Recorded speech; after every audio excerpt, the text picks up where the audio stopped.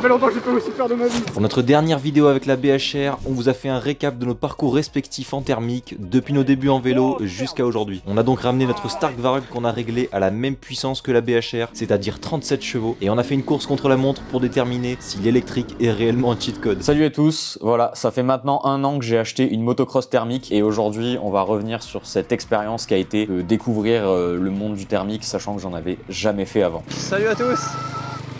On se retrouve au Crassier, ça fait longtemps.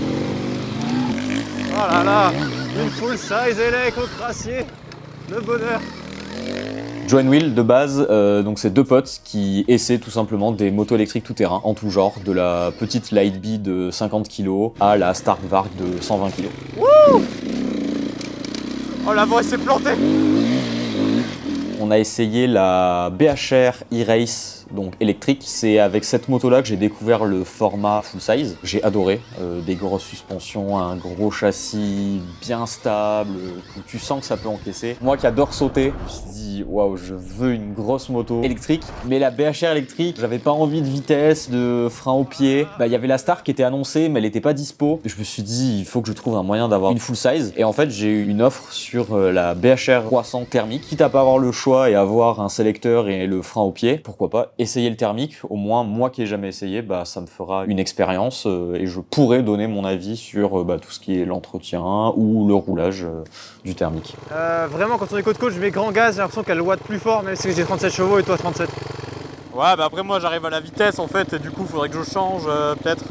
Ouais d'accord. Donc moi à l'âge de 13-14 ans, je cherchais un sport pas en club et sans contrainte, je me suis mis au VTT et je suis rapidement tombé dans le vélo de descente freeride plutôt, tout ce qui est tricks, etc. Et j'ai fait ça pendant 8 ans avant de découvrir justement la Sur Lightbee par l'intermédiaire de Jonathan. Du coup moi de base, les vitesses, je les avais virées sur le VTT de descente, j'étais en ce qu'on appelle en single speed, pas d'accélérateur, pas de bruit, donc ça a été déjà quelque chose de découvrir la Lightbee, mais du coup quand je me suis mis au thermique, ça a été encore autre chose.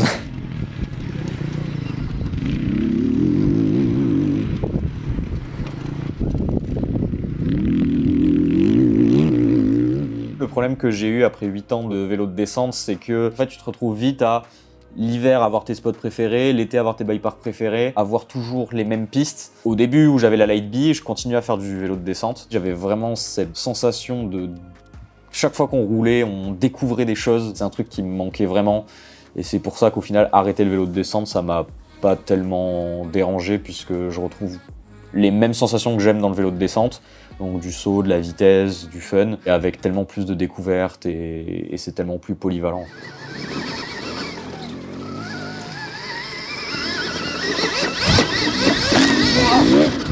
Oh j'ai entendu.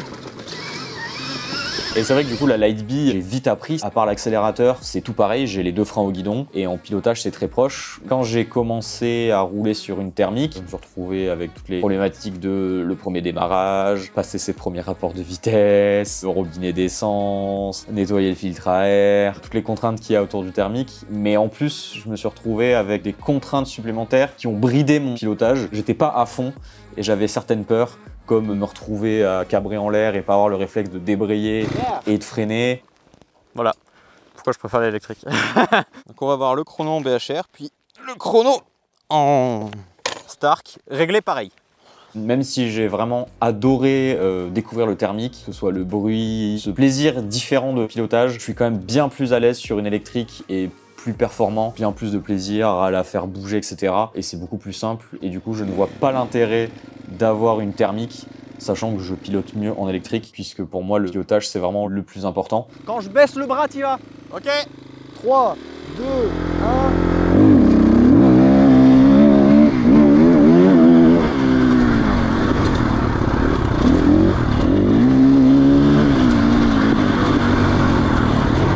Et pour ceux du coup qui parlent du plaisir par le bruit, du coup moi qui viens du vélo de descente, on n'a pas de bruit en vélo de descente tout simplement, juste on roule, on entend les autres rigoler, on s'amuse et c'est vraiment un truc qu'on retrouve dans l'électrique et que du coup moi j'ai pas eu ce besoin de faire du bruit. Souvent je vois l'argument ouais mais regardez un NXGP sans bruit, il y aura pas d'ambiance. Bah, je suis désolé mais quand je vois l'ambiance d'une Red Bull Rampage ou d'une course de World Cup en DH où tout le monde hurle sur les côtés alors que c'est un vélo de descente qui passe, je vois pas où est-ce qu'il n'y a pas d'ambiance dans ce genre de compétition. Donc pour moi, c'est pas un argument valable. Même si je comprends totalement que quelqu'un qui a grandi avec une moto thermique aime ce bruit, cette odeur du deux temps. Et en plus, je dirais même pas que je suis pas sensible au bruit, puisque à côté de ça, j'adore l'automobile. Maintenant, j'ai un bon V6 à la maison qui hurle et ça m'empêche pas d'apprécier le bruit. Mais sur une moto, je trouve que c'est pas là où il y a les plus beaux bruits. Ça va faire un peu mal à certains, mais un deux temps... En vidéo, ça rend bien, mais quand j'en ai à côté de moi sur les terrains, ça bagasse vite, honnêtement. Il a l'air d'être bien sympa. Ouais, c'est marrant. Quand on me dit qu'une Stark Varg, ça fait le bruit d'un aspirateur, moi je trouve que le deux temps, ça fait un peu le bruit d'une tondeuse à gazon. On entend. Même si Jonathan sera pas totalement d'accord. Non, mais voilà, c'est pour dire que j'aime le thermique, mais plus dans l'automobile. Pour du deux roues, honnêtement, c'est vraiment pas quelque chose qui me... Je suis plutôt indifférent, on va dire, au bruit en thermique.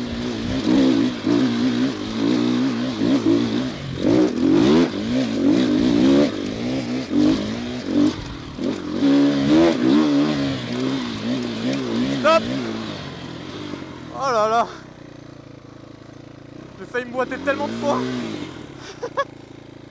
En gros, j'ai failli mourir 12 fois. Ah ouais? Entre là dans l'ornière, je me suis fait entraîner par la 2, je suis sorti trop tôt, j'étais en mode... Oh merde. Plusieurs fois, j'ai pilé de l'avant. Bah, tu sais, il faut rétrograder, aller chercher le frein. Cette dernière session avec la BHR au crassier, ça a juste confirmé tout ce que je pensais. C'est-à-dire que j'ai kiffé notre dernière session avec la BHR. Moto simple à prendre en main. Comme disait MXTest, cette sensation de c'est toi qui maîtrises la moto et t'es pas sur un monstre de puissance où t'as peur d'ouvrir. La BHR, au final, tu te retrouves à mettre grand gaz et tout. Et malgré le fait que ce soit une moto qui pourrait pour certains pilotes manquer un peu de peps, moi ça m'a jamais empêché de pas sauter un saut. Enfin voilà, jamais je me suis senti bridé par la moto et j'avais justement cette impression de la maîtriser alors que j'ai pas un gros niveau. Et ça c'est un truc qui était vraiment cool avec cette moto et vraiment simple. Un peu la Lightbeat d'origine de la thermique. Ouais, on va dire. Tu la mets à bout, tu passes partout. J'ai eu un peu cette sensation avec une moto électrique, c'est que t'es pas non plus victime de l'entretien. Effectivement, il y avait quand même ce truc de nettoyer le filtre à air, etc. Mais j'ai pas non plus tant subi que ça le fait que ce soit une thermique en entretien. À mon avis, à moins de réussir à rouler tous les week-ends en cross, ce qui me paraît compliqué, tu fais pas un piston par an. Et en vrai, c'était vraiment une bonne expérience. Je suis content d'avoir su ce que c'était, de devoir utiliser un starter, passer les rapports, le régime moteur, oublier de remettre de l'essence et du coup se retrouver en panne d'essence en plein milieu d'un circuit de cross. Plein de petits trucs comme ça qu'on fait que c'était cool. J'ai pu vraiment me rendre compte de l'écart qu'il y a de performance et de simplicité d'utilisation entre une thermique et une électrique. Quand je repense devant chez moi, ah merde, j'ai calé, attends, le sélecteur, ok, donc là, attends, non, d'abord, donc je baisse pour la 1 et ensuite je monte pour la 2.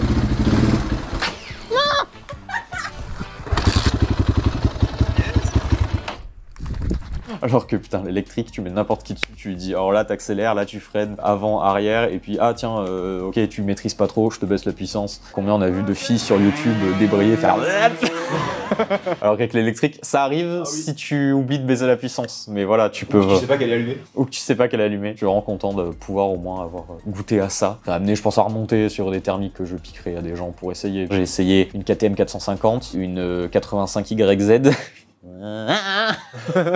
et un 2,5. Et une pitbike. Ouais, bon, la pitbike, c'était... Ah oui, c'était la pitbike, la toute première que j'ai essayé. Oh là là. Ouais, un 250 YZ chez Yamaha, même si c'est un 4 temps, c'est YZ. Ouais. Ok. Ça, j'avais vraiment kiffé, même si je sentais que j'étais loin d'être poigné dans l'angle. Maintenant, électrique. Maintenant qu'il y a la Stark Varg.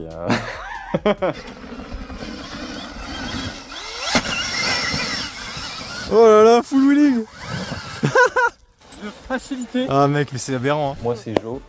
Et contrairement à William, j'ai un peu plus d'expérience en thermique. Le tout début finalement, c'est pas la moto en fait, parce que j'ai aussi beaucoup fait de VTT. J'ai fait du club et tout avec mon père. Dès que j'ai eu un VTT qui avait déjà eu 26 pouces classique, à partir de 14 ans, mon père me mettait sur son 200 DTR autour des vignes et tout. Donc j'ai souvenir casser des leviers sur un 2 temps de 89. J'ai dû vite m'habituer à gérer l'embrayage, pas calé et tout. C'est différent du 4 temps. Et à 16 ans, j'ai eu mon 125. J'ai fait de mes 16 ans jusqu'à 19 ans, 20 ans de l'enduro avec mon père tout le temps. Je faisais en gros automne-hiver, fin de l'hiver, début printemps, de l'enduro, et quand il faisait trop chaud, on sortait les kits Supermoto. Pour ceux qui découvrent, avec William, on se connaît depuis la seconde, je faisais de l'enduro le week-end, lui faisait du DH, et on s'est dit, si on faisait du dos ensemble, on s'est acheté tous les deux un BMX, je sais pas, à 150 balles. C'était cool pendant 3 jours. Tu m'amènes sur un champ de boss, première double, trop court et nose par l'avant, clavicule cassée, bam, terminé. Ça fait 3 jours que j'avais le BMX. Je l'ai encore. Hein. Ah ouais? Ouais, je crois qu'il est chez mon père. Ouais. Putain, c'est ouf. Donc bien plus tard, je tombe au hasard sur la Light Bee.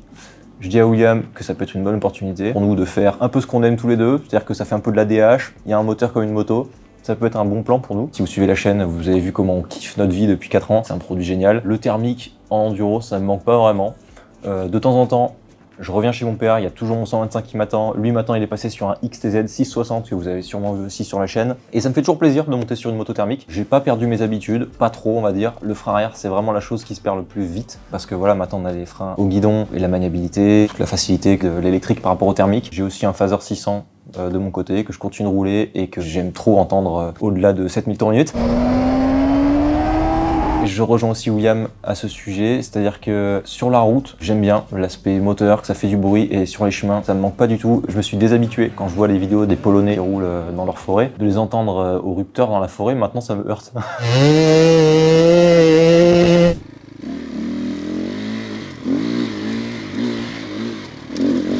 Le silence en off-road, je trouve ça respectueux, sans parler d'écologie, juste respectueux vis-à-vis de la faune, des gens, de l'aspect cohésion avec ton environnement. Je trouve ça cool de se balader dans la nature sans en laisser une trace immense de ton passage, tu vois. Alors ok, on fait quelques traces de pneus qui sont relatives comparées à une grosse enduro ou une pluie torrentielle ou 150 millions de marcheurs qui passent. Je continue de kiffer l'ambiance sur les circuits de cross quand il y a tout le monde qui fait chauffer sa bécane et tout. C'est un monde, mais c'est vrai que je sens qu'on s'en éloigne, quoi. Je comprends les gens qui ont peur de perdre le thermique. C'est la genèse de la moto, un moteur qui fait du bruit, tout en précisant qu'un moteur électrique, ça fait quand même du bruit. Dans une Star, ça fait plus le bruit d'un vaisseau spatial que d'un aspirateur quand ça passe. Sans déconner, quand t'es à 50 chevaux et que tu fais ça, ce bruit aigu qui s'énerve, t'entends la terre qui gicle derrière en fait. Wow. La Star qui est scindée, hein. On a fait qu'une session cross, c'était boueux et tout, mais c'est pas à mettre entre toutes les mains aussi, hein. J'ai atterri sur une table à un moment et j'ai à peine le poney qui a fait un peu ça et tu sens qu'elle... Ouais, après t'as 50. Tu vois? Ouais.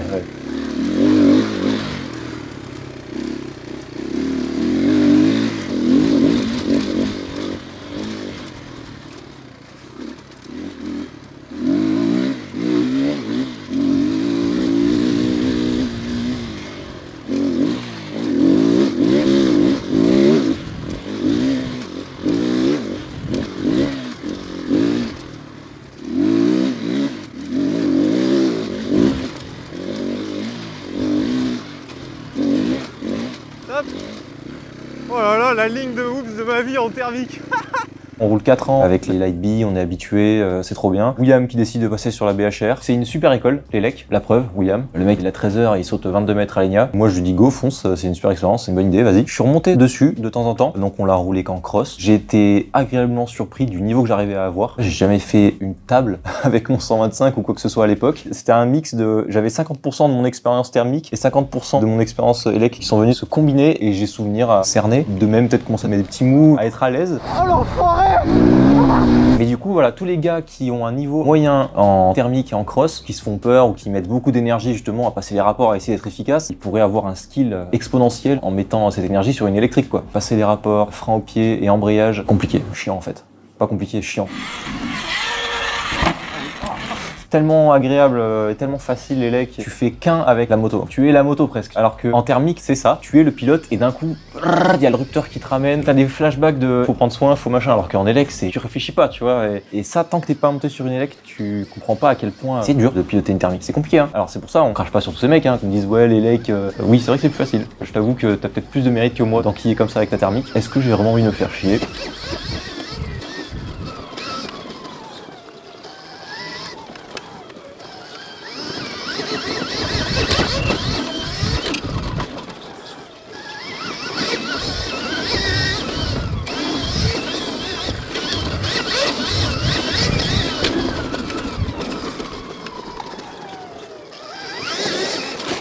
Le mec il tape son record et il se boite là sur le demi-tour. Forcément, on est une chaîne autour de l'électrique off-road. J'ai envie de vous dire, essayez, c'est trop cool. Et essayez, c'est trop cool. On n'est pas de là non plus à dire remplacer votre thermique. C'est autre chose, tout simplement. Vous fermez pas, essayez. Tout comme William a essayé le thermique. On veut nous le faire croire, mais je pense que l'électrique n'est pas là pour remplacer le thermique, c'est sûr. Nous, on roule pas pour l'écologie, hein. De toute façon, c'est pas nouveau. C'était quelque chose qui nous permettait d'être mis dans le coffre de nos kangous. On était deux potes, on voulait s'entendre, on voulait chill dans la nature, voilà, sans réveiller tout le monde. Ça a dérivé, c'est parti en couille et on a une Stark et on a 4 motos. Bref, il y a un magasin de pièces.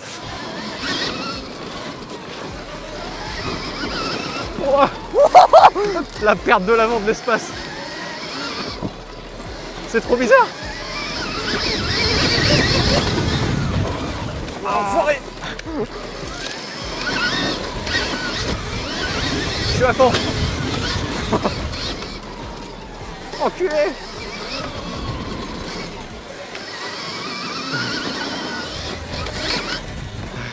C'est très drôle en vrai. De ouf. On fait l'inverse? Ah ouais, de ouf. Bah, sauf sur la batterie 72. Même endroit.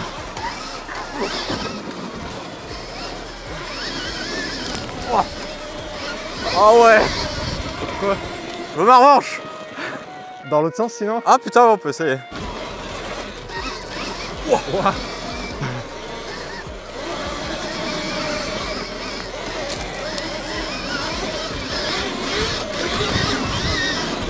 Oh, je retrouve vite le feeling de putain c'est drôle une petite moto quand même. Ah ouais, t'as vu? T'es gaz tout le temps, blablabla.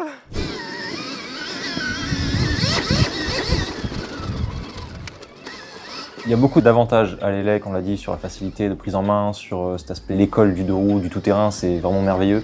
Mais voilà, l'autonomie, c'est vraiment ce qui pêche. Aujourd'hui, nous, avec notre niveau, pour les terrains qu'on roule, la Stark, on lui met 100% ou 2% en 1h10, 60 bornes en enduro. Pour nous, ça nous convient, pour certains, ça conviendra pas. Aujourd'hui, je dis pas que ça va pas se résoudre, je dis pas qu'on va pas trouver aussi des meilleures solutions que le lithium ou quoi à l'avenir.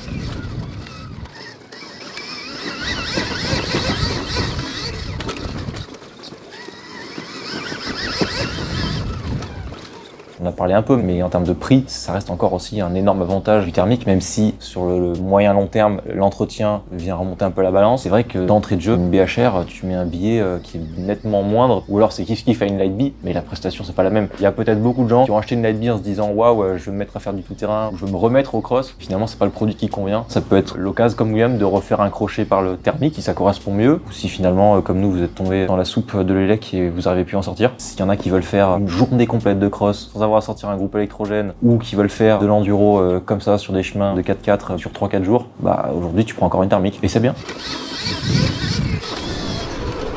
Ça fait 1,45. Oh. Pourtant je me suis chié là. Ouais mais j'ai vu. Mais du coup t'as gagné 12 secondes par rapport à ton temps thermique. Parce que moi j'avais fait 1,51 avec la BHR, toi 1,58 et moi 1,46, toi 1,45. Oh putain. Putain bien joué.